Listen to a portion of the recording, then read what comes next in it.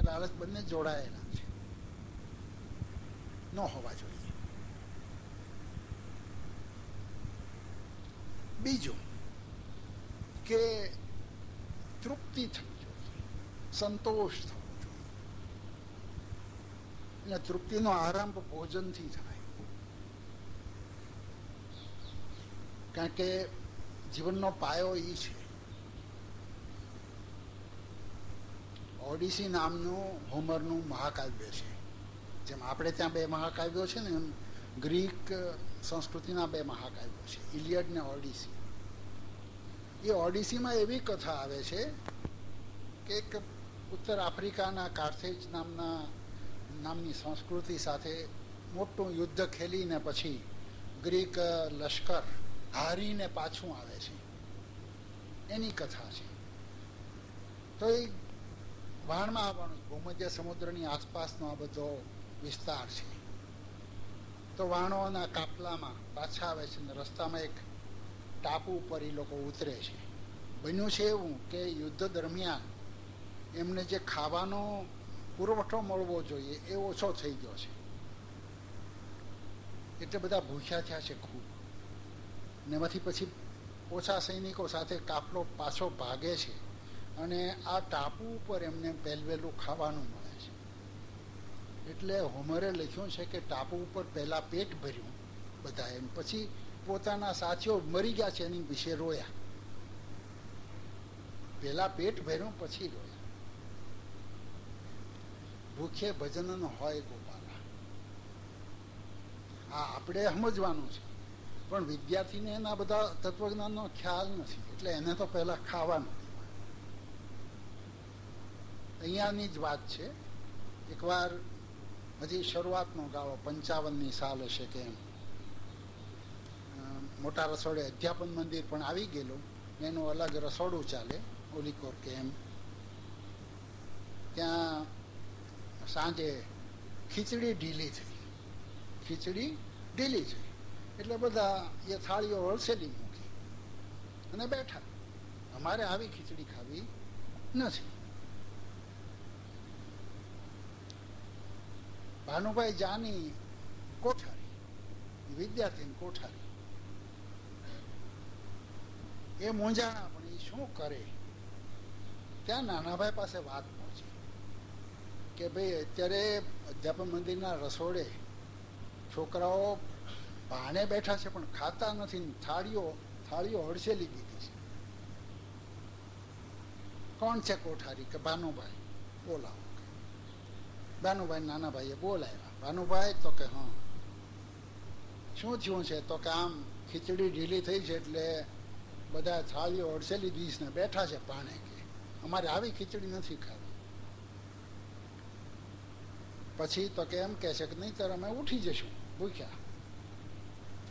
ને નાનાભાઈ ભાનુભાઈને એમ કે નાનાભાઈ કહેશે કે ભાનુભાઈ આવું કેમ ચાલે? કોણ રસોયા છે? છોટુભાઈ રસોયા હતા એ વખતે. નાનાભાઈ એમ ન કીધું. નાનાભાઈએ કીધું કે ભાનુભાઈ ચણાનો લોટ છે? તો કે છે. ડુંગળી બટેટા છે? તો કે છે. તો કે ગરમ ગરમ ભજીયા ખવડાવી દો. એટલે ભાનુભાઈ તો દોડ્યા, વિદ્યાર્થીની મદદથી બધું કર્યું અને ભજીયા ખવડાવી દીધા. હવ નાસ્તા કૂદતા વૈયા ગયા જમીને.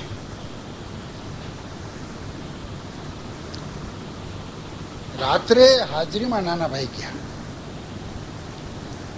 એટલે બધાને થયું કે આ સાંજના કાર્યક્રમના ભાગરૂપે હવે ઠપકો આપણને મળશે. નાનાભાઈ કંઈક મારે તમને કંઈ ઠપકો નથી આપવો, તમે બરાબર કર્યું છે, તમને જે લાગ્યું છે તમે કર્યું છે, પણ હું તમને એમ પૂછું છું કે તમારે ઘરે તમારી માથી ઢીલી ખીચડી થઈ જાય તો તમે આમ થાળી હડસેલો છો? જેટલા હડસેલતા હોય ને એટલા હાથ ઊંચો કરે. કોઈએ હડસેલી જ ન હોય. મારા એક મિત્ર હતા, અહીંયા થોડો વખત કાર્યકર તરીકે હતા. એકવાર એમને ઘરે જમવા બોલાવ્યા. પછી કાળજીથી પીરસીએ, એમને બધું ભાવ્યું છે કે નહીં પૂછીએ, અને તમે નિસંકોચ જમજો એમ. એટલે જમી તો લીધું. પછી મને કહે કે ભરતભાઈ, જમવાને મારે માટે જમવું એ મારા માટે યાંત્રિક ક્રિયા છે. પછી એણે કીધું કે મારા મમ્મી છે ને એ થોડાક પાગલ છે, એટલે એ જે રાંધે ને એ મારે ખાઈ લેવાનું. આટલા વર્ષો સુધી અમે આમ જ જીવ્યા છીએ, હું, મારા ભાઈઓ બધા. તો માં જે રાંધે ખાઈ લેવાનું. તો આ બધા ઘરે તો એ જ કરતા હતા, પણ અહીંયા ઓલો સ્વાતંત્ર્યનો ખ્યાલ ને આજે મેં કહ્યું વિદ્યાર્થી કેન્દ્રમાં એવું કોકને મનમાં આવી ગયું હોય તો પાછો એને એમ કે હાલો આપણે કસોટી કરી જોઈએ. જેમ એકવાર વિદ્યાર્થીઓ નાનાભાઈની કસોટી કરી કે આજે અમને ઇતિહાસ ભણવાનું મન નથી. નાનાભાઈ, તમે રોજ વાત કરો છો ને કે મન હોય કરવું ને મન ન હોય ન કરવું, એટલે આજે અમને ઇતિહાસ ભણવાનું મન નથી. તો વિદ્યાર્થીઓ વૈયા ગયા, નાનાભાઈ બેઠા રહ્યા, ઇતિહાસ ભણાવતા હતા ભાવનગરમાં દક્ષિણામૂર્તિમાં. વર્ગના ડંકા પડ્યા ત્યાં સુધી બેઠા, વર્ગ પૂરો થયો એટલે ગયા. વિદ્યાર્થીઓને એમ કે પાછી હવે આપણને શિખામણ મળશે કે ભાઈ આ મેં કીધું છે પણ એ અમુક સંજોગોમાં. નાનાભાઈ એમ કંઈ કીધું નહીં. અઠવાડિયા પછી નાનાભાઈનો મહાભારતની વાર્તાનો વર્ગ, ને વિદ્યાર્થીઓ એક કાને, મૂળશંકરભાઈ લખે છે કે વિદ્યાર્થીઓ એક કાને નાનાભાઈ આવીને બેઠા કે આજે મને ભણાવવાનું મન નથી, વૈયા ગયા. એટલે મન હોય કે ન હોય એ પણ એક રિલેટિવ ટર્મિનોલોજી છે. આપણને 11 વાગે ભૂખ લાગે કે ન લાગે, છાત્રાલયમાં હોય એટલે આપણે જમી લેવાનું, અને શરીર તો એને અનુકૂળ થશે, આપણું મન અનુકૂળ નથી થતું. મુશ્કેલી અહીંયા છે. એટલે તૃપ્તિનો પણ આપણે અર્થ સમજવાનો છે. હું વિદ્યાર્થી તરીકે હોઉં તો મારે સમજવાનું છે. હું કંઈ કોઈ દિવસ વિદ્યાર્થી મટવાનો નથી. જીવનનો તો હું વિદ્યાર્થી જ છું. પણ વિદ્યાર્થીની તૃપ્તિ જોવી એ પ્રેમનો બીજો પર્યાય છે, એમ આપણે સમજવું. સલામતી, તૃપ્તિ, અને ત્રીજું અગ્રતા. તું પહેલો, બાકી બધું પછી. અહીંયા અત્યારે એફઆઈનું છાત્રાલય છે, કદાચ દેવદાસભાઈના ઘર પાસે. એ છાત્રાલયને દેવદાસભાઈ વાળા ઘરમાં મૂળશંકરભાઈ રહે, અને બારસની તૈયારી, નૈતાલીમ સંમેલનની તૈયારી ચાલે 54માં. તો અહીંયા તો મકાનો બહુ ઓછા, એટલે બધું ઊભું કરવાનું હતું. એમાં કંઈક સંમેલન માટે ગોળા મગાવ્યા. એ ગોળા ત્યાં રાખવા ક્યાં, એટલે છાત્રાલયની ભીંતે ગોઠવી રાખેલા ગોળા, 250-300 ગોળા. કારણ કે એમાંથી તો સુશોભન પણ કરવાનું હતું, એને રંગીને. પેન્ડોલનો, પછી પ્રદર્શન વિભાગનો દરવાજો આખો બનાવવાનો હતો. અને હું આખો પ્રસંગ ઝડપથી કહું. એક વિદ્યાર્થી નવું ટ્રેક્ટર આવેલું ફર્ગ્યુસન, એ ત્યાં પડ્યું રે પાછું ગોળાની પડખે જ. તે એનું ગેરેજ, ઓપન ગેરેજ. એટલે રોજ સાંજ પડે ટ્રેક્ટર તો કામ કરે આખો દી. બાલાભાઈ કરીને એક ડ્રાઈવર હતા, તો એ રોજ સાંજે 6-6:30 ત્યાં આવે ટ્રેક્ટરને મૂકી દે. 6-6:30 વિદ્યાર્થીઓ જમીને આંટા મારતા હોય. એક વિદ્યાર્થીને ટેવ કે એ બાલાભાઈ પડખે ચડી જાય અને પછી થોડુંક હાંકીને ગેરેજમાં મૂકી દે, પછી સૌ જાય. હવે એક દિવસ એવું થયું કે એ વિદ્યાર્થી, બાલાભાઈ આવતા હતા બસ છપ્પર બાજુથી ટ્રેક્ટર લઈને, એટલે વિદ્યાર્થી એની જગ્યાએ ઊભો હતો. બાલાભાઈએ ગાડી ઊભી, ટ્રેક્ટર ઊભું રાખ્યું, એકલું ટ્રેક્ટર, ટેલર નહીં. વિદ્યાર્થી ચડી ગયો અને ડ્રાઈવ કરીને એ એના ગેરેજ પાસે લાવવા ગયો. ત્યાં લીવરમાં ભૂલ થઈ ગઈ. લીવર જે ડાઉન કરવું જોઈએ એટલે અપ થઈ ગયું અને ટ્રેક્ટર ઉપડ્યું ને ગોળાના ઢગલા વચ્ચે કેટલાય ગોળા ફૂટી ગયા. સામે હિંચકે મૂળશંકરભાઈ બેઠેલા. એને ખ્યાલ આવી ગયો હોવાથી એટલે એમણે જોયું તરત. આવ્યા એકદમ. જે વિદ્યાર્થી ટ્રેક્ટર હાંકતો હતો ને એને ઘરમાં લઈ ગયા અને પહેલું જ એને પૂછ્યું, તને વાગ્યું નથી ને? 300 ગોળા કે 200 ગોળાનું જે થવું હોય એ થાય. એ ફૂટેલા ગોળા હાજા થવાના નથી. એનો ખર્ચો થયો છે, નુકસાન થયું છે આર્થિક. પણ વિદ્યાર્થીના માનસ ને જે નુકસાન થવાનું છે એ નુકસાનમાંથી આપણે એને બચાવવું જોઈએ. એટલે સમુદાય ભેગો થાય ને કોઈ કાંઈ બોલે પહેલાં એ વિદ્યાર્થીને લઈ ગયા અને એને શાંત પાડ્યો, સ્વસ્થ કર્યો. આ વાત કે તું પહેલો, એ પછી ભોજનમાં દેખાય, આવી ભૂલમાં દેખાય, જ્યાં દેખાય છે તને નુકસાન નહીં થયું. હા, એવું બને કે ક્યારેક કહેવું પડે, જુદી રીતે કહેવાનું. રસોડામાંથી કેળા ચોરતા વિદ્યાર્થીઓને નાના ભાઈએ જુદી રીતે કીધું. નાના ભાઈની કસોટી કરતા હતા વિદ્યાર્થીઓ.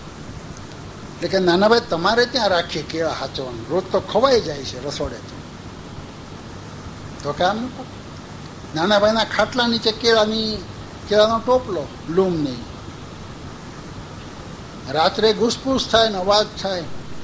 નાના ભાઈ એવી રીતે સૂતા કે ખબર ન પડે કે જાગે છે, પણ જાગી ગયેલા ને શું ચાલે છે એ ખ્યાલ આવી ગયો.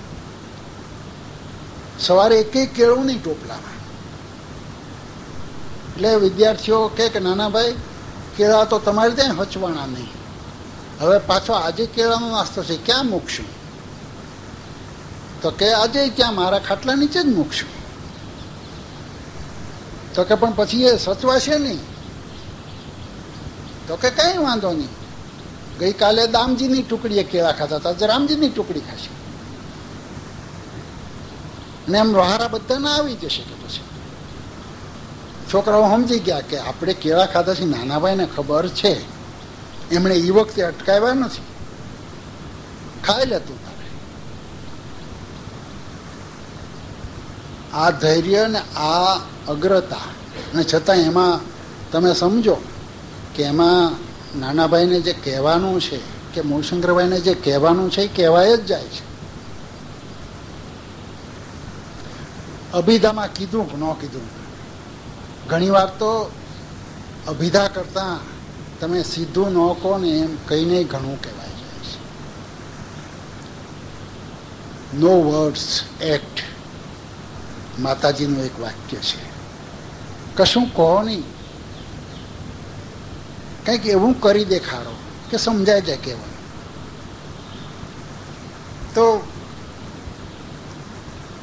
નિર્ભયતા બહુ મહત્વની વસ્તુ છે, પણ એની વિશે મેં જાજુ કહ્યું નથી. સલામતી. વિદ્યાર્થીને એમ લાગે કે અહીંયા મારું કોઈક છે, મારે કશી ફિકર કરવાની જરૂર નથી.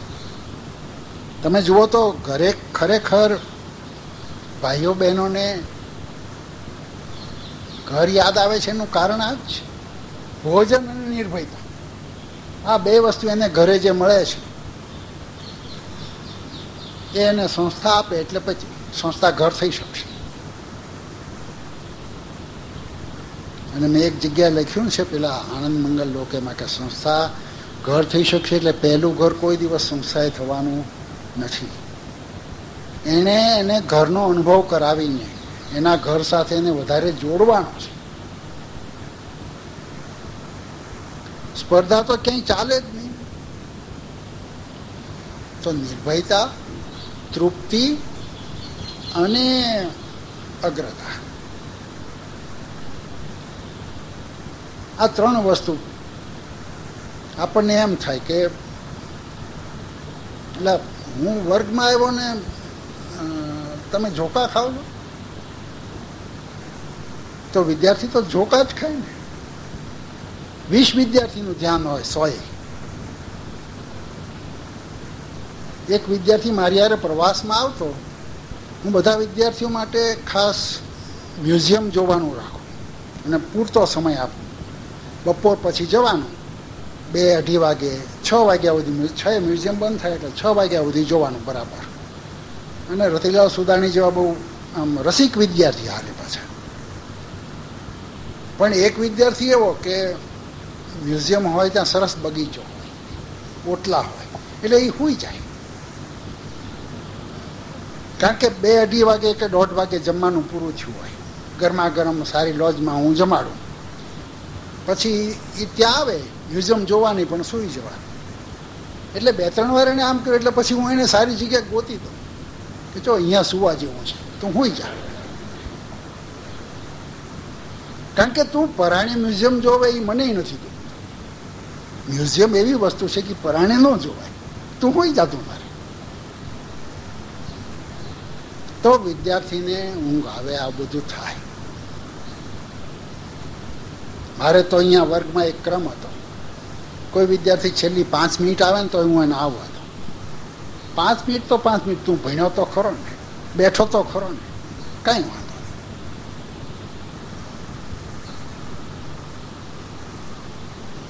આંબલામાં નાનાભાઈ ભૂમિતિ ભણાવે, દાસભાઈ ભણે, રણછોડદાસજી રામાનું છે. 1942-43ની વાત. નાનાભાઈનો ભૂમિતિનો વર્ગ ચાલે, ત્યાં એક વિદ્યાર્થી ઝોકા ખાવા માંડે.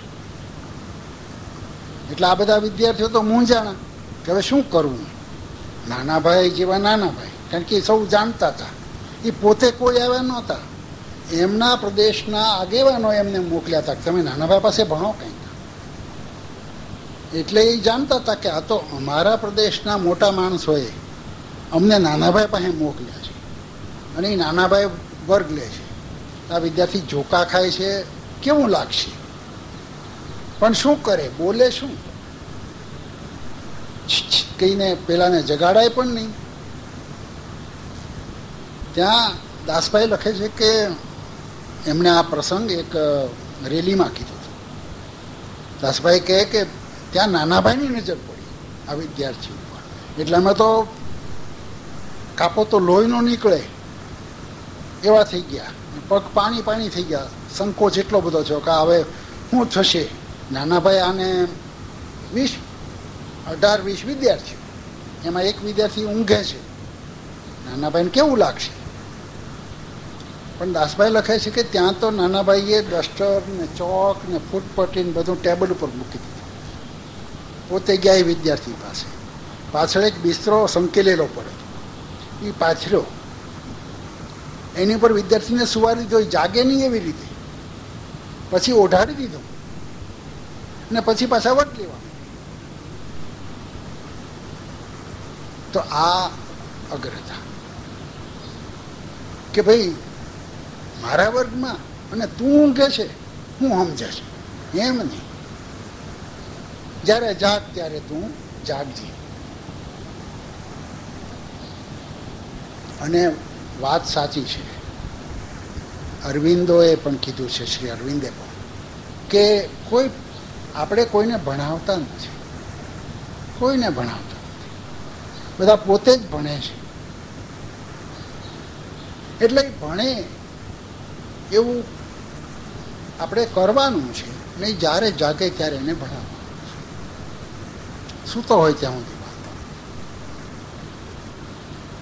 હા, એને એમ કહેવાય કે તને ભાઈ અત્યારે ઊંઘ આવે છે તો તું વર્ગની બહાર જા, બધાનું ધ્યાન ખેંચાય છે, જા, એમ એ કહેવાય. પણ એની ઉપર રોષ નથી કરવાનો. હવે ગણિત જેવો કે ભૂમિતિ જેવો અથવા તો એમ કે વિજ્ઞાન જેવો વિષય છે કે સાહિત્ય જેવો વિષય છે, તને કંઈ ગતાગમ નથી પડતી, મગજમાં ભૂમું ભર્યું છે કે હું, એમ કંઈ કહેવાની જરૂર નથી. એટલે પ્રેમ એટલે નિર્ભયતા, તૃપ્તિ અને અગ્રતા. તમે જુઓ ઘરે આ ત્રણેય વસ્તુ હોય છે. આપણે ઘરે સંતાન તરીકે મોટા થતા હોઈએ ત્યારે આપણને નિર્ભયતા મળે છે, તૃપ્તિ મળે છે અને અગ્રતા મળે છે.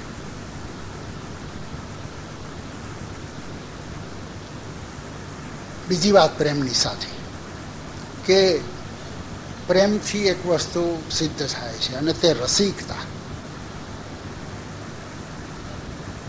જીવનમાં રસિકતા બહુ જરૂરી છે. રસિકતા એટલે જીવનમાં જ આપણને રસ હોય અને જીવનના અનેક પાસામાં રસ હોય.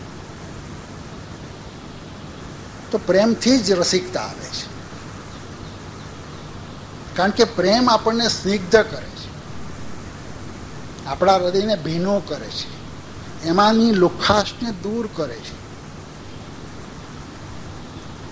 અને લુખાશ દૂર થાય છે તો રસિકતા આવે છે. એટલે જ નરસિંહે ગાયું છે ને, પ્રેમ રસ પાને તો મોરના પીછધર, તત્વનું ટૂંકણું તુચ્છ લાગે. કેવળ તાત્વિક ચર્ચા નથી ગમતી. પ્રેમ રસ પાને તું કૃષ્ણને કહે છે.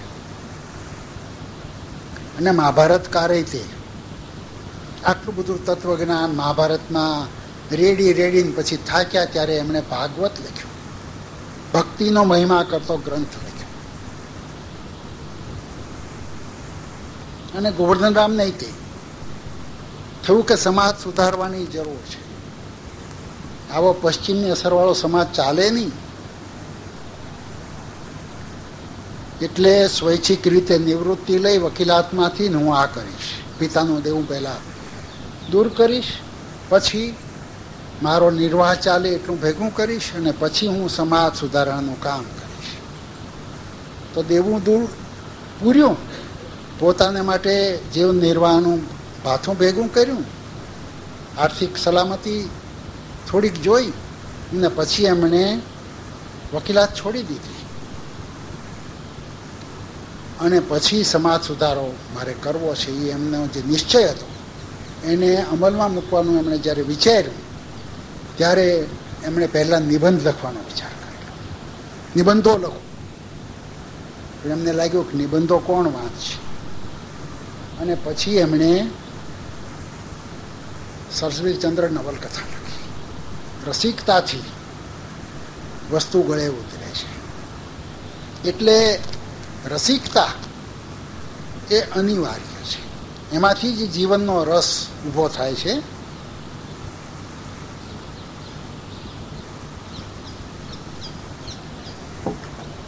અને પ્રેમ એ રસિકતાનો પાયો છે. જે ઘડીએ પ્રેમ આવશે, સ્નિગ્ધતા આવશે, એ ઘડીએ રસિકતા આવશે. ને મને એવું લાગ્યું છે, આપણા પ્રાચીન સાહિત્યકારોએ કીધું છે કે સાહિત્ય છે તે વાલી પત્નીની રીતે માફક આપણને સદવિચારો આપે છે, આપણને સારે માર્ગે વાળે છે. હું એમ કહું કે કેળવણી છે તે માતાની માફક આપણને સારે માર્ગે વાળે છે.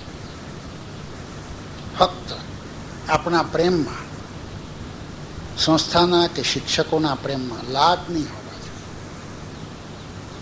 એ શિક્ષક પણ હોવો જોઈએ ને વાલી પણ હોવો જોઈએ, સમાંતરે બે એને થવાનું છે. શિક્ષક છે તે ઉપરથી ઠપકારે છે, વાલી છે તે અંદરથી ટેકો આપે છે. એટલે નાના ભાઈએ પહેલા એમને ભજીયા ખવડાવ્યા ને પછી કીધું કે તમારી માં આવી ખીચડી રાંધશે, તમે આમ ઠેલો મારશો થાળીને? કેટલાક પરણેલા હતા એને એમ કીધું કે તમે ઘરે જશો તો તમારી પત્ની આવી ખીચડી રાંધશે તો આમ ઠેલો મારશો? અને તમારું સંતાન બેઠું છે તો કેવા લાગશો તમે? તો વિચાર કરો, એ શું શીખશે તમારી પાસેથી? એટલે કેવળ એક પરિસ્થિતિમાં જ અમુક રીતે વર્તાય એવું નથી. તમે એ પરિસ્થિતિને સમગ્રતયા જુઓ. તો પ્રેમ એટલે આ 3 પ્રકારની ઓલી કે ભાઈ નિર્ભયતા, તૃપ્તિ અને અગ્રતા, એનું એ પ્રકારનું દાન સંસ્થા તરફથી, એ પ્રકારની ધરપત અને રસિકતા, આટલી વસ્તુ જ્યારે થાય ત્યારે એ પ્રેમ મૂર્તિમંત થાય છે. કારણ કે પ્રેમ એ પોતે તો એક રીતે કહીએ તો એબ્સ્ટ્રેક્ટ વસ્તુ છે, સૂક્ષ્મ વસ્તુ છે, ભાવવાચક વસ્તુ છે. એને આપણે કોઈક મૂર્તિમંત સ્વરૂપે કોઈક આકારમાં મૂકવાની છે. તો આ બધા એના આકાર છે. ત્રીજો સિદ્ધાંત કે કેળવણી જીવન સાથે ઓતપ્રોત હોવી જોઈએ. તમારી સંસ્થાના, આજુબાજુના સમાજના, સમગ્ર વિસ્તારના જીવન સાથે એ ઓતપ્રોત હોવી જોઈએ. એના માટે અનુબંધ શબ્દ આપણે વાપરીએ છીએ, પણ મને એ અધૂરો લાગે છે. કેળવણીને જીવન એ તાણાવાણાની જેમ ગોઠવાઈ જવું જોઈએ. અને જેમ તાણા અને વાણામાંથી પછી એ કંઈ નથી રહેતા, કાપડ બને છે, એમ જીવનનું કોઈક રહસ્ય, ઉત્તમ જીવનનું કે સાચા જીવનનું કોઈક રહસ્ય એમાંથી આકાર લેવું જોઈએ. તો કેળવણી એ જીવન સાથે ઓતપ્રોત હોવી જોઈએ. આને માટે કેટલીક પહેલી શરતો નાનાભાઈના જીવનમાંથી મને દેખાણી છે. એક તો એ કે માતૃભાષા દ્વારા જ કેળવણી હોવી જોઈએ. તમારે જો એને જીવન સાથે જોડવી હોય તો માતૃભાષા છોડીને તમે જો કેળવણી આપો તો એ જીવન સાથે ઓતપ્રોત નહીં બની શકે.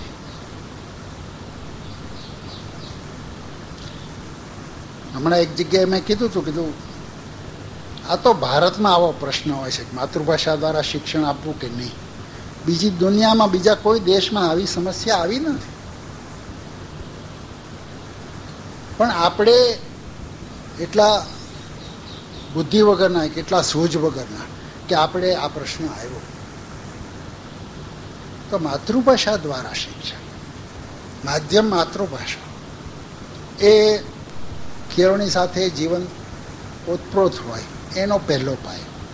બીજું આવું જ જેને હું અનિવાર્ય ગણું છું તે છાત્રાવાસ. તમારે જ્યારે કેળવણી આપવી છે, શિક્ષણ જુદી વસ્તુ છે.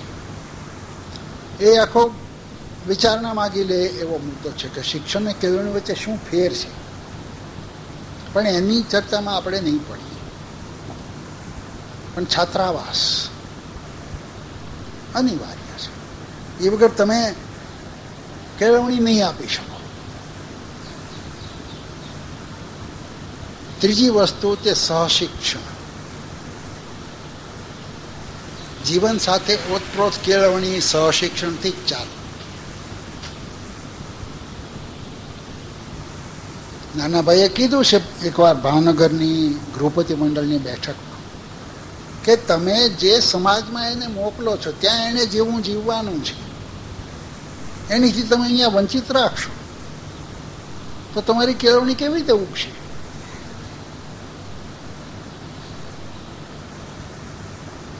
એટલે સહશિક્ષણ એ પણ એનો અનિવાર્ય ભાગ છે. અને ચોથું કલાનું સ્થાન.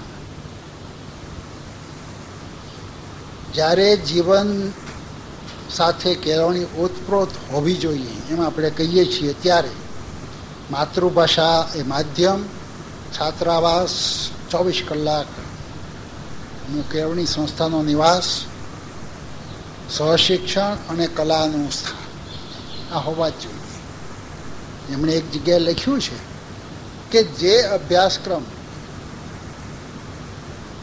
કલાથી વિખૂટો પડ્યો છે જે અભ્યાસક્રમમાં કલાની અવગણના થઈ છે એ અભ્યાસક્રમે જીવનની પણ અવગણના કરી છે. કારણ કે જીવન અને કલા પણ ઓતપ્રોત છે.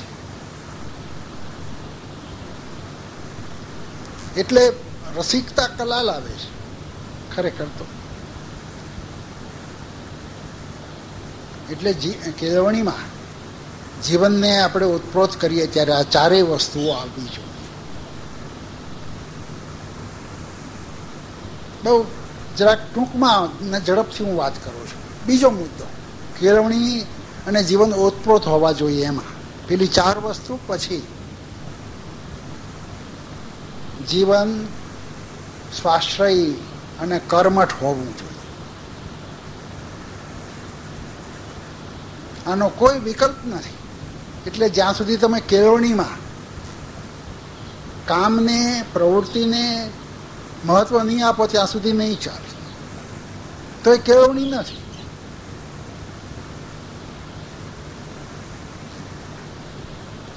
શ્રમ માટેનો સારો અભિગમ એટલે શું?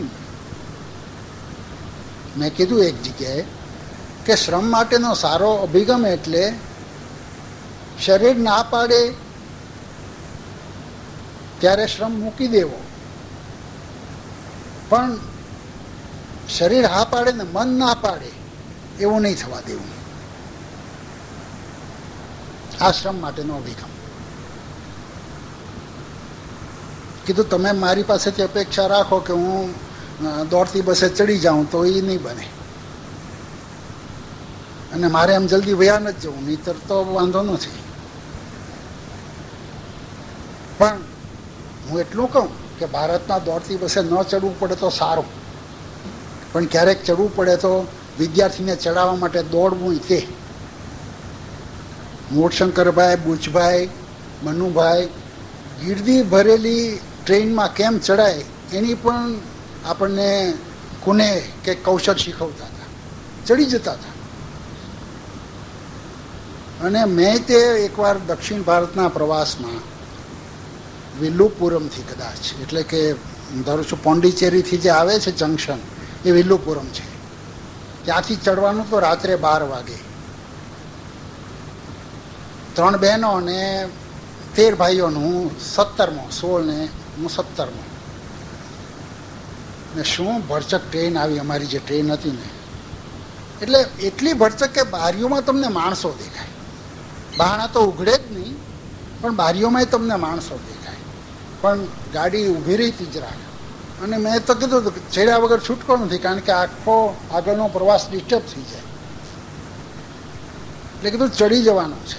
પહેલાં કીધું આપણે બહેનોનો ડબ્બો ગોતીને બહેનોને ચડાવી દઈએ.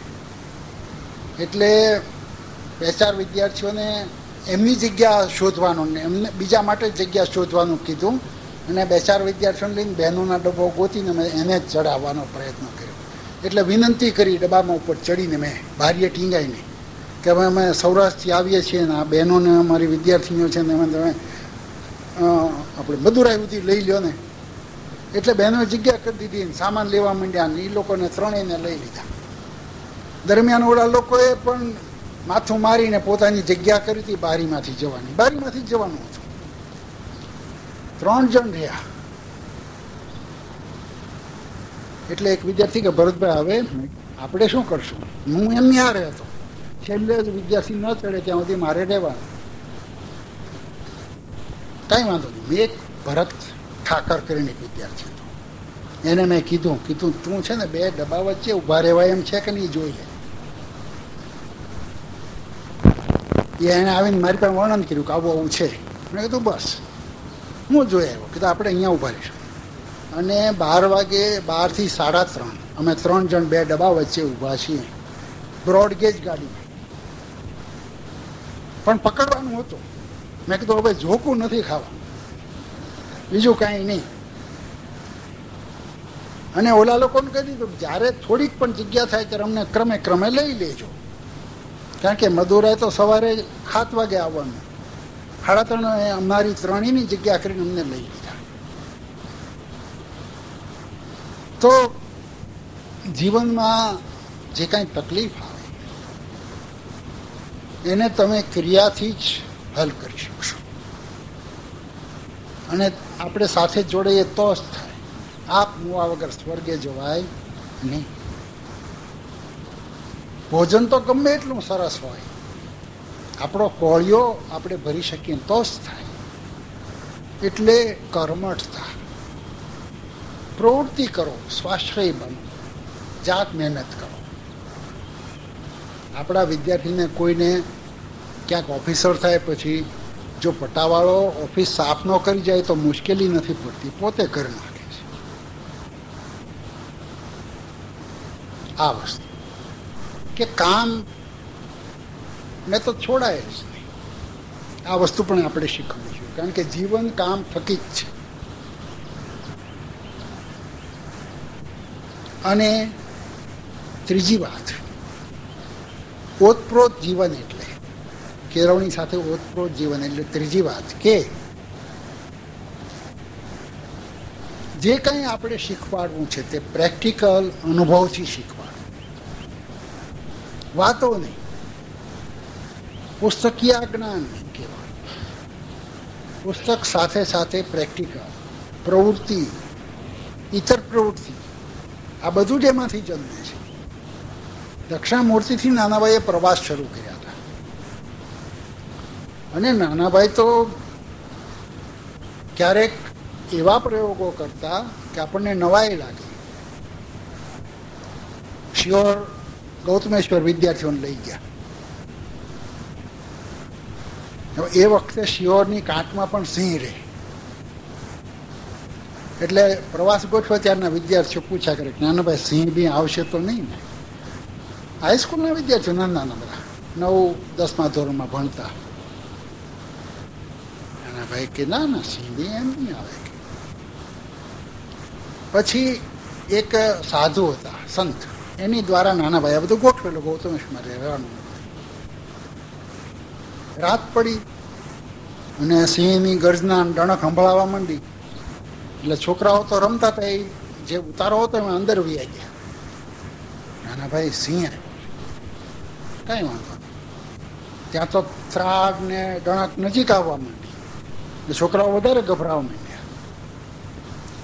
આવું 2-3 વાર થયું. પછી નાનાભાઈ કાકા સિંહ નથી હો, નજીક નથી, સિંહ નથી કે. છોકરાઓ કે એની શું ખાતરી? નાનાભાઈ તો કે હાલો ને બહાર. ક્યાં બાજી? નાનાભાઈ તાળી પાડી. એટલે પેલા સંત જેની દ્વારા ગોઠવાનું હતું એ આવ્યા કે તમે સિંહની ત્રાટ પાડતા હતા ને, તમે ડણક બોલાવતા હતા ને? તો કે હા. જુઓ કે છે સિંહ, પીવાનું કારણ નથી. વિદ્યાર્થીઓ કે નાનાભાઈ અમને શું ખાતરી?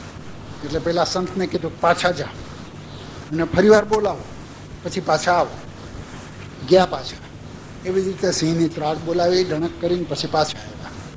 છોકરાઓને ખાતરી થઈ કે ના સિંહ નથી, આ તો બધું ઊભું કરેલું છે. કારણ કે ઓલા સંતે કીધું, તમે કીધું હતું એટલે મેં આ તાકીદું. નાનાભાઈ તો જોખમી રસ્તો છે, પણ એ નાનાભાઈ પોતે કરે. પણ ક્યારેક આવો પ્રેક્ટિકલ કરીને કે બીજું જીવનમાં જે કંઈ આપણે શીખવવાનું છે, વ્યવહારમાં શીખવાનું છે, અનુભવથી શીખવવાનું છે, તો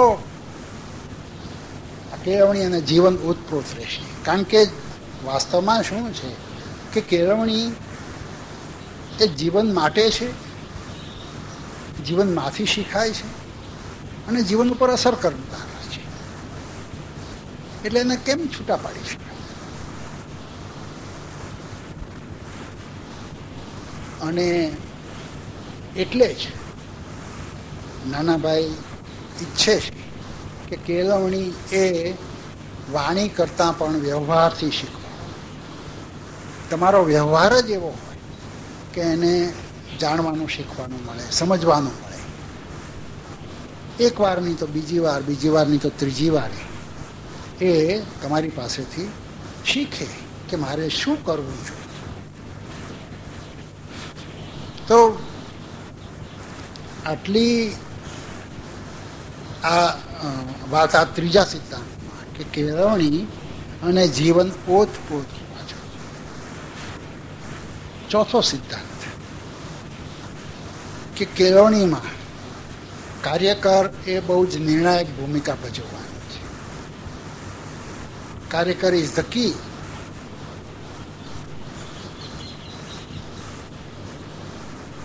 સમાજ, વાલી વર્ગ, સરકાર એ કેટલો ટેકો આપે છે, કેટલી મદદ કરે છે એ ગૌણ વસ્તુ છે. કાર્યકરોએ તો ખપી જવાનું છે એને માટે. હા, એનું વળતર તમને મળે. કબીરે કીધું છે એમ કે સાईं इतना दीजिए जामे कुटुंब समाय, मैं भी भूखा नार हूँ साथ न भूखा જાય. દરેક વખતે આ વ્યાખ્યા જુદી જુદી હોય, પણ એ પછી કાર્યકર આ કામને ધર્મ ગણીને ચાલે તો જ થાય. કારણ કે મકાનો, સમાજ, સરકાર એ તમને ટેકો આપશે પ્રસંગોપાત, પણ સતત કરવાનું છે કોને? કાર્યકર. અને એવા કાર્યકરના 4 લક્ષણો નાના ભાઈએ કહ્યા છે: જ્ઞાન, શીલ, પ્રેમ અને કર્મઠતા. આ 4 વસ્તુ કાર્યકરમાં હોવી જોઈએ. જ્ઞાન, શીલ, પ્રેમ અને કર્મઠતા. એમાં જ્ઞાન અને શીલને થોડોક સંબંધ છે. કારણ કે જ્ઞાન વિષય થકી આવે છે, પણ વિષય અને જ્ઞાન એક નથી. જેમ આપણને પોષણ મળે છે અન્ન થકી કે ખાદ્ય વસ્તુ થકી, પણ ખાદ્ય અને પોષણ એક નથી. એની અંદર નિહિત છે તે, પણ એ દેખાય છે તે નથી. એમ વિષય એ આપણને દેખાય છે, આપણે એને પામીએ છીએ, પણ એમાંથી જ્ઞાન આપણી અંદર બને છે. અને જ્યારે એ વ્યવહારમાં મૂર્તિમંત થાય, કર્મમાં, ત્યારે એ શીલ બને છે. શીલ એ સિવાય પણ છે, પણ જ્ઞાન જ્યારે કર્મમાં મૂર્તિમંત થાય છે ત્યારે શીલનો એક ભાગ બને છે. એટલે જ્ઞાન અને શીલને સંબંધ છે. શીલ એટલે ગુણ સમૃદ્ધિ.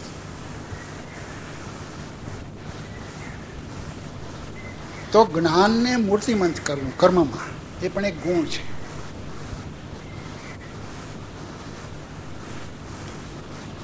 જ્ઞાન, શીલ, પ્રેમ તો જોઈએ જ. ધૈર્ય અનિવાર્ય છે. કેટલું ધૈર્ય એ દરેકે નક્કી કરવાનું છે. વાસ્તવમાં નાનાભાઈ તો ઈચ્છતા હતા કે દરેક કાર્યકર પોતે જ, જેમ વિદ્યાર્થી પોતે ઘડાય છે એમ કાર્યકર પણ પોતે જ ઘડાય છે. કશું ઉપરથી રેડી શકાતું જ નથી.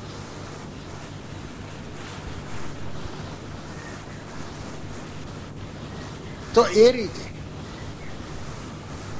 પ્રેમનું ઝરણું પણ એના ચિત્તમાંથી ઉદ્ભવે. પ્રેમ કેવી રીતે મૂર્તિમંત થાય એ પણ એ જાણતો હોય. અને કર્મઠતા, વાસ્તવમાં કેળવણી એટલે શીલનું નિર્માણ, શીલનું ઘડતર, જ્ઞાનનું ઘડતર. જીવનમાં પ્રેમનું જે સ્થાન છે એનું ઘડતર, કર્મઠતાનું ઘડતર. તો જે આપણે આપવાનું છે આપણામાં તો હોવું જોઈશે કે નહીં? શાહબુદ્દીન રાઠોડે ગમત કરતા, હજી કહેતા હશે, મેં એકવાર સાંભળી છે કે એક ઘરમાં એક બહેને એટલે કે પત્નીએ પોતાના પતિ પાસે કીધું મને 500 રૂપિયા આપો. એટલે આ તો બધી ડાયરાની વાત છે ને. એટલે પતિએ કીધું કે તું તો આવીને આવી રહી કે કાલે તે 300 માંગ્યા હતા, આજે 500 માંગ્યા, ની પહેલાં એ કંઈક માંગ્યા હતા, તું તો એકલા પૈસા માગે છે કે કોઈ દી સમજણ કે જ્ઞાન કે એવું કંઈ માગતી જ નથી કે. એટલે ઓલી પત્નીએ તે લોકભારતીમાં ભણીએ છે એટલે એ કે પણ તમારી પાસે હોય હું માગું ને કે.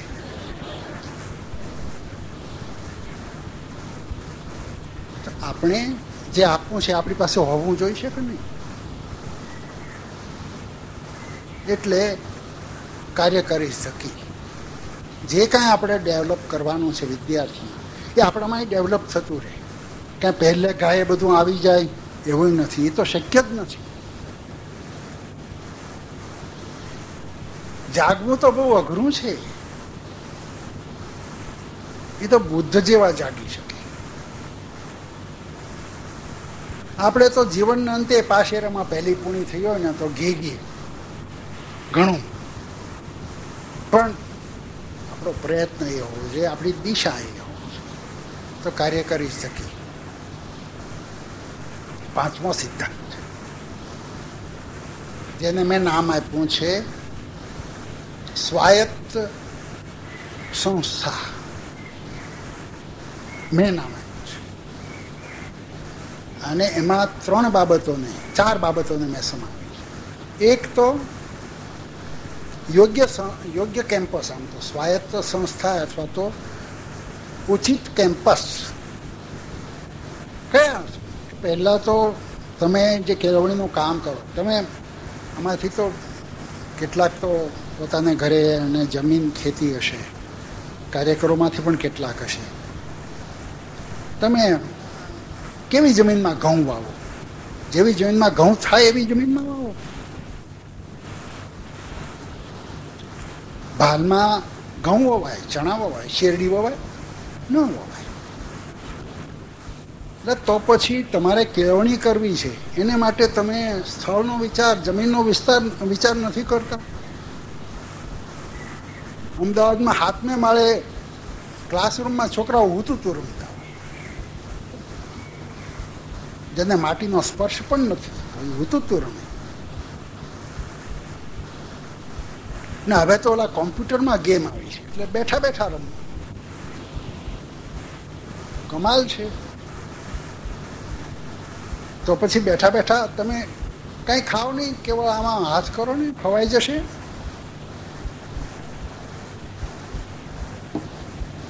જ્યાં કેળવણીને ઉપયુક્ત વાતાવરણ તમે સર્જી શકો એવી જગ્યાએ, એવી ભૂમિમાં, એવા સ્થળે કેળવણીનું કામ કરો. તો સ્વચ્છ, સુઘડ, માપસરની સુવિધાવાળા મકાનો જોઈએ, કેમ્પસ જોઈએ. પણ આટલું પૂરતું નથી. નાના ભાઈનો એક કિસ્સો છે. એ શિક્ષણ મંત્રી હતા ત્યારની વાત છે. મજાની વાત તો એ છે કે એક જેણે મને કીધું હમણાં કે નાનાભાઈ શિક્ષણ મંત્રી હતા, તો તમે કહો છો કે નાનાભાઈને રાજકારણમાં તો રસ જ નહોતો, તો એ ઉભા રહ્યા છે ને, તો જ શિક્ષણ મંત્રી થયા ને. મેં કીધું ભલા ભાઈ, તમે તો મોટા છો, વર્ષોથી શિક્ષકનું કામ કરો છો, એટલે તમને ખબર છે કે ભારતમાં પહેલી ચૂંટણી 52માં આવી. એ પહેલાં ચૂંટણી નહોતી અને ભારત પ્રજાસત્તાક 50માં બન્યું અને નાનાભાઈ પ્રધાન થયા હતા 48માં. એ ચૂંટણી નહોતા લડ્યા. એટલે ઘણા કહે છે ને કે રાજીવ ગાંધી તો નહેરુ કરતાં પણ બહુ મતીએ ચૂંટાઈ ગયા. પણ નહેરુના સમયનું મતદાર મંડળ અને રાજીવ ગાંધીના સમયનું મતદાર મંડળ, એનો તો વિચાર કરો ભાઈ. ઓહો, આની સ્મશાન યાત્રામાં તો કેટલા લોકો, લાખો લોકો. આજે તો પૈસા આપીને ભાષણ માટે લાખો લોકોને લાવવામાં આવે છે, પણ એનો માપદંડ નથી, મારું કહેવાનું હોય છે. એટલે કેમ્પસ આવો હોવો જોઈએ. ટ્રસ્ટીઓ સંસ્થાના નિયામક જે કે એ થાય.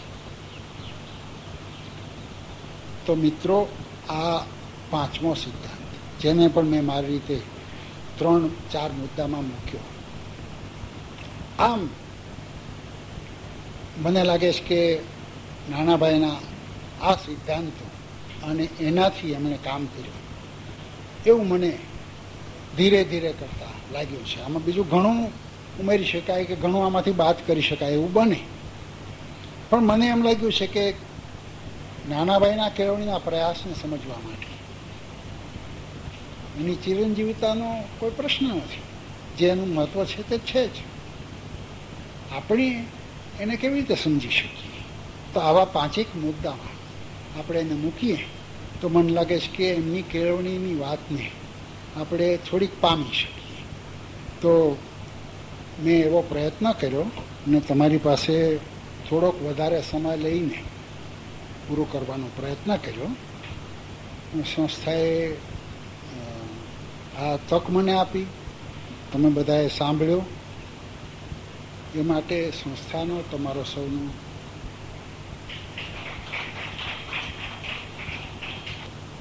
આદરણીય વડીલો, કાર્યકર મિત્રો, વિદ્યાર્થી ભાઈઓ બહેનો, ભરતભાઈએ અહીં ઉપસ્થિત રહી અને આપણને નાનાભાઈના કેળવણીના સિદ્ધાંતો વિશે સરસ મજાની વાતો કરી.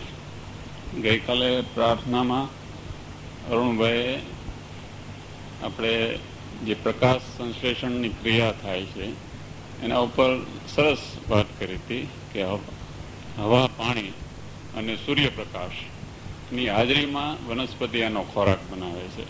તો એ જ રીતે ભરતભાઈએ નાનાભાઈએ જે કંઈ એના કેળવણીના સિદ્ધાંતો ધારવા છે અને એને આધારે ભરતભાઈએ આપણને સરસ મજાનો ખોરાક તૈયાર કરી આપ્યો છે. એ ખોરાક આપણે સૌ કાર્યકરો અને વિદ્યાર્થીઓએ ક્યાં, કેવી રીતે, કેટલો વાપરવો એ સૌ આપણે નક્કી કરવાનું છે. આભાર.